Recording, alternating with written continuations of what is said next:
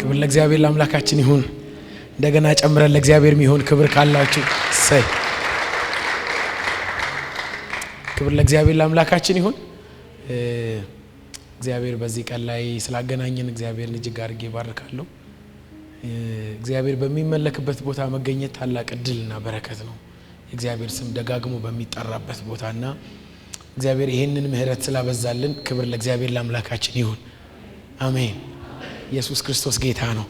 የጌታን ቃል እንካፈላለን። በጣም ረጅም ደቂቃ አይደለም የሚሆነው፣ በጣም ትንሽ ደቂቃ አምልኳችንን ቀጥሎ ስለምንቀጥል ማለት ነው። ዛሬ አምልኮ ደጋግመን እናመልካለን። ስለዚህ ደስ እያለን እንቆያለን ማለት ነው። የሉቃስ ወንጌል መጽሐፍ ምዕራፍ 2 ቁጥር 25 ላይ ያለውን የጌታን ቃል ነው ማካፈላችሁ።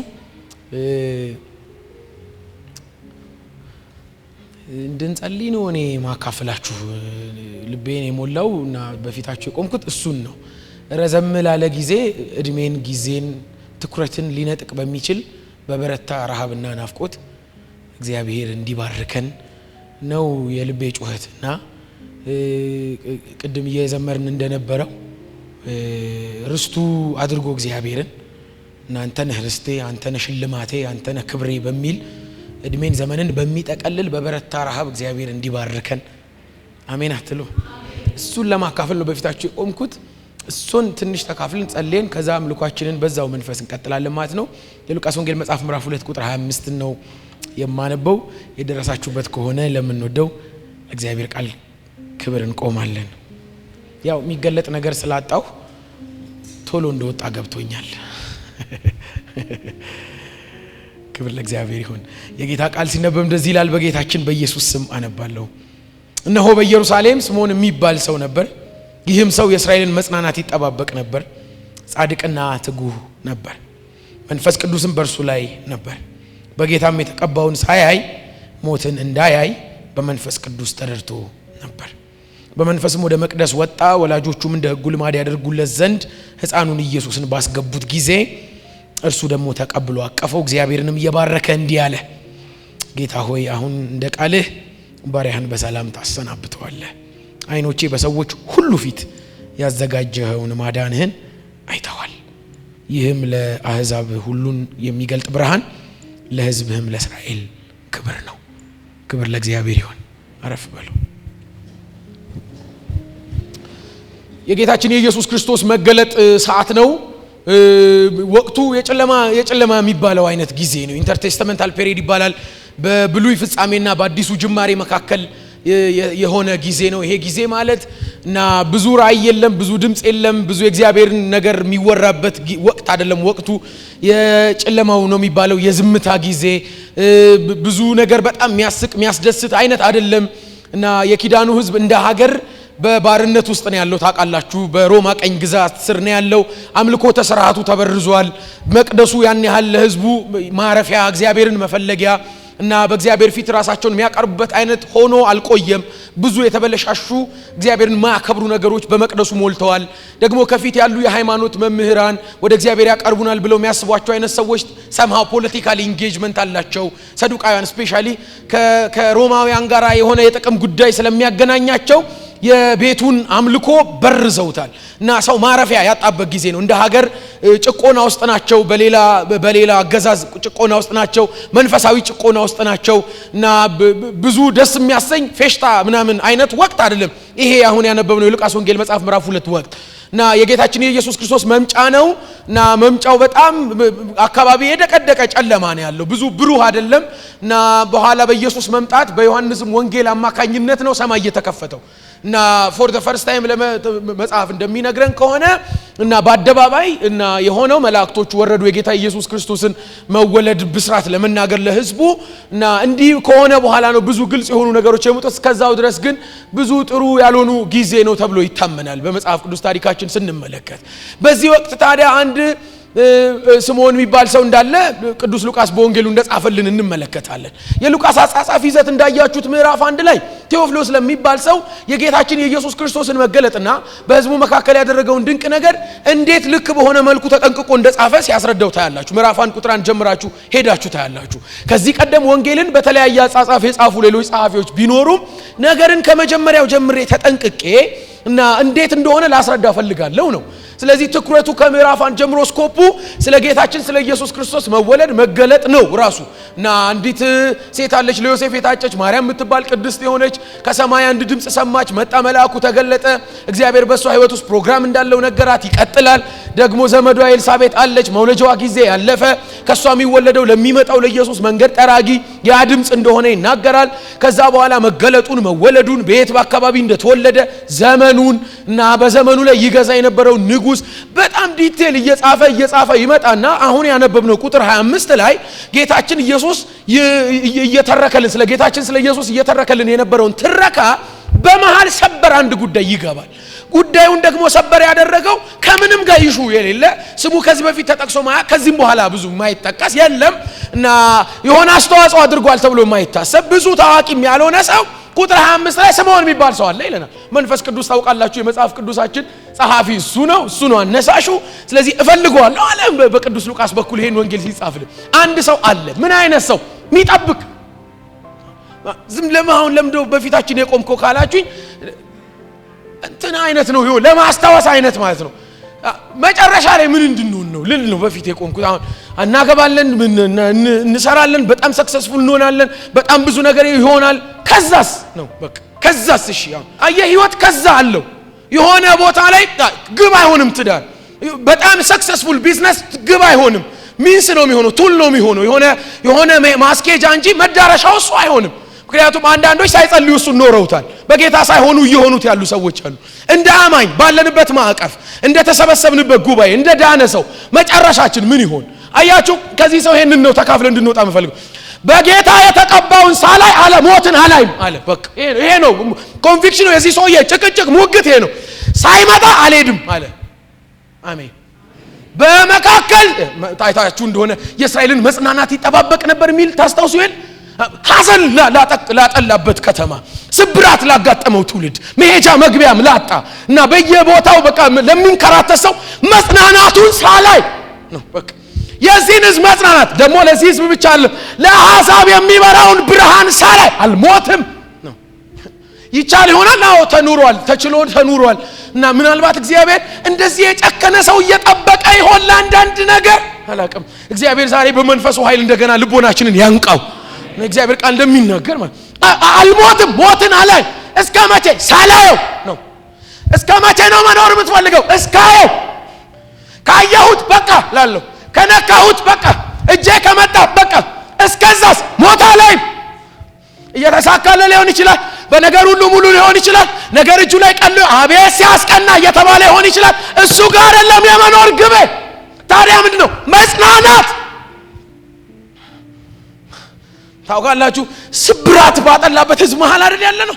መሄጃ ባጣ ነገር ባስጨነቀው በጣም ብዙ አይነት ስብራቶች ባጋጠሙት እና ዝም ብሎ ኮንፈርት አይሰጥም እየበሉ መኖር። ዝም ብሎ ልብስ እየቀየሩ ቆንጆ ፋሽን ይዞ መኖር ኮንፈርት አይሰጥም። እንደው ታናሽ ወንድማችሁ ነኝ በእግዚአብሔር ቃል ድፍረት ስለሆነ ነው እንድንሞጋገት እንደው የደፈርኩት። በጣም ግብ አይሆንም። ታዲያ ምን አለ እኔ ተራ ላይ መጽናናት ቢጀምር? ምን አለ በኔ ዘመን የአምላኬ ክንድ ተገልጦ ባዩ እና እሱን እስካይ ድረስ ጨክና ነው የስምዖን ጩኸት። እጨክናለሁ። ምን እንደምትጨክነው እስካየው። ምናልባት እድሜው የሰባዎቹ ፍጻሜ ወይም የሰማንያዎቹ መጀመሪያ ነው ተብሎ ይታሰባል። ትንሽ ቀጥቀጥ የሚል ሽማግሌ ይሆናል ስናስበው። ከዘራ የሚያስፈልገው ደገፍ የሚል እና ብዙ ጓደኞቹ ምናልባት በሞት ይሄዱ ሊሆን ይችላል። ብዙ ጨዋታ ማያውቅም ሊሆን ይችላል። ግን ከመጀመሪያ ጀምሮ እስከ መጨረሻ እድሜውን የወሰደበት አንድ ረሃብ አለው። ምን? መጽናናቱን ሳላይ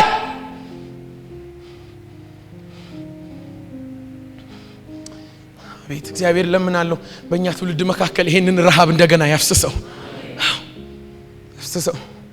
ሳናይ አንሙት ባካችሁ፣ አንሙት። ሳናይ አንድከም፣ ጉልበታችን አይራድ። ሳናይ እድሜያችን አይበላ፣ ቀናችን አይወሰድ።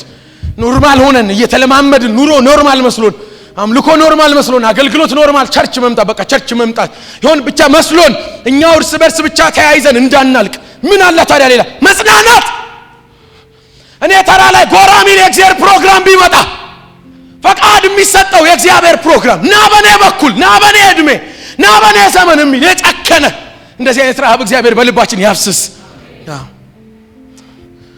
እግዚአብሔር ለእስራኤል ያዘጋጀው መጽናናት ሳያይ ሞትን አላይም አለ። ግን ሞትን አላይም ዝም ብሎ ፉከራ ነው አይደለም። መጽሐፍ ቅዱስ እንደሱ አይነግረን። ዝም ብሎ ሳላይ ሞትን አላይም መጽናናቱ ሳይመጣ አይነት አይደለም። ዝም ብሎ ፉከራ አይነት አይደለም። ታዲያ ሌላ ምንድነው? አረ በሌላ የጠየቀው ነገር ነበር። ምን አይታችሁ እንደነበር ይጠባበቅ ነበር። ምን ማለት ነው? በጣም ፎከስድ ነው። ትኩረት የሰጠው ጉዳይ ነው። ይሄ የለም አንዳንዴ ሲመቸው የሚመጣበት ሐሳብ አይደለም። የሆነ በጣም ሞቅ ያለ ነገር ውስጥ ሲገባ የሚያስነሳው የሆነ ጊዜ የሚተዋል የሚጠባበቀው በጣም ሲሪየስሊ ቼክ የሚያደርገው በየሰዓቱ ቼክ የሚያደርገው ሆነ አልሆነ መጣ አልመጣ ልክ እንደምን የሚጠባበቅ መጽናናት እኔ ተራ ላይ ይመጣል አይመጣም ይላል። የሚጠባበቅ ቼክ የሚያደርግ ደጅ የሚያይ እድሜው እየገፋ ነው ዘመኑ እያለቀ ነው ሳይመጣ ይያለ የሚጠባበቅ። ሁለተኛውስ ይተጋ የነበረ ታስታውሳላችሁ? ትጉ አቅሙን ኮስት የሚያደርገው የሚጠባበቀው ነገር ላይ ጉልበቱን የሚሰጥ ምናልባት መጸለይ ሊሆን ይችላል። ምክንያቱም መጽሐፍ ቅዱስ እንደሚነገር በመንፈስ የሚመራ ሰው ነበር ይለናል። ለምንድን ነው ሁሉ ጉልበቱን የሚጨርሰው? እንዲመጣ እስኪመጣ ድረስ ለማየት አምላኬ ወዴት ነው ባሉኝ ጊዜ አላደል ዳዊት አይደል በሌሊትና ቀን ምግብ ሆነ አትመጣም ሚል ይለመዳል። ነፍስ ለማዳናት ከብዙ ነገር ጋር ተመቻችታ እንዳትቀር እዚሁ መሬት ተመቻችተን ስብራት አይለመድ። በርግጥ ግን በቃ እንደው ይሁን ምን ይደረጋል አይነት ልብ ውስጥ ሆነን እንዳንቆይ ጎራ ይበልበኛ በኩል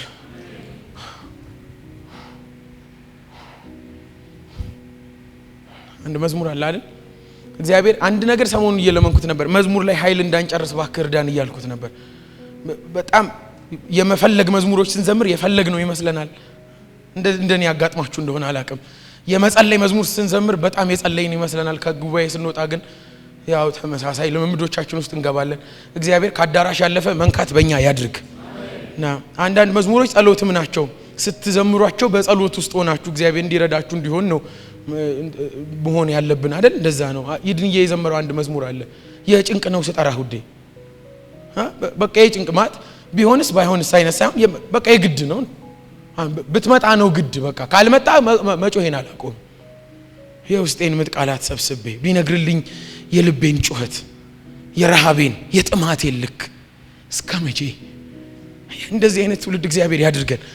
እስከ መቼ በስብራት እስከ መቼ በዝምታ እስከ መቼ በተዘጋ ሰማይ እስከ መቼ ተመሳሳይነት በበዛበት ቅይጥነት በበዛበት በጣም ወግና መልኩን ባጣ ጉዳይ እስከ መቼ ታዲያ ምንድነው ጩኸት? መጽናናት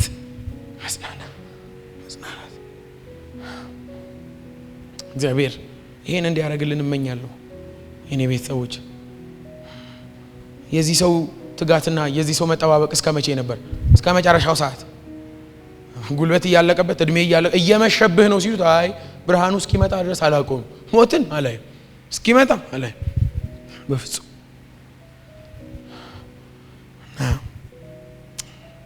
አንድ ቀን መንፈስ ቅዱስ ቀሳቀሰውና ና ወደ መቅደስ ፈልጋለሁ አለው። እንዴት እንደመጣ አላቅም። ወደ መቅደስ ብዙ ደረጃዎች እንዳሉት አስባለሁ። ከፍታ ቦታ ላይ እንደሆነ አስባለሁ። ጉልበት የሚጠይቅ ነገር ነው። በጣም ትጋት ትኩረት የሚጠይቅ ነገር ነው። ግን የሚጠብቀው ድምጽ ነው። ያ የለመደው ድምጽ ወደ መቅደስ ይዞት መጣ። መቅደስ ሲገባ እንደ ሕጉ ልማድ መሰረት ሕፃኑ ኢየሱስ ከመቅደስ ሊወጣ ሲል አገኘው። ከዛ ተቀበላቸው ይላል አይደል? አሁን ባሪያህን በቃ ጨርሻለሁ አለ። የጥቂት ቀን ሕፃን ነው፣ ግን እድሜው ነው። እድሜውን አቀፈው። እድሉን፣ ጉልበቱን፣ ትኩረቱን ያገኘውን በጣም ብዙ ቦታ ሊደርስበት የሚችለውን አጋጣሚ ያቀፈው።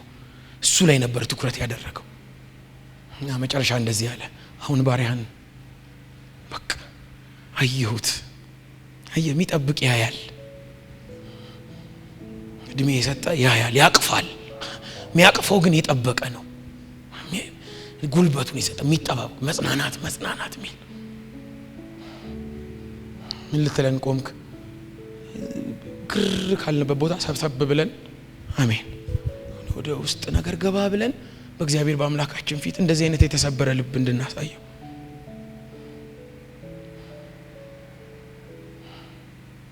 የመቅደስን ደጅ የሚጠኑ ብዙ ናቸው አንተን የሚሹ አምላክህን አሳየኝ ሚሉ ክብሩ የታል እስኪያሳውቀን ወዴት ልበል የት ጋር ነው ውዴ እኔ ዘመን ይተፍ ትውልዴ ከኔ ውጪ የትም አልጠቁም በኔ ላይና እስኪያይ ሁሉ ኢየሱስ አይኔ በርቶ አንዴ ልህ ኢየሱስ ውስጤ ራበ እስከምነካ ኢየሱስ እኔ አልችልም መኖር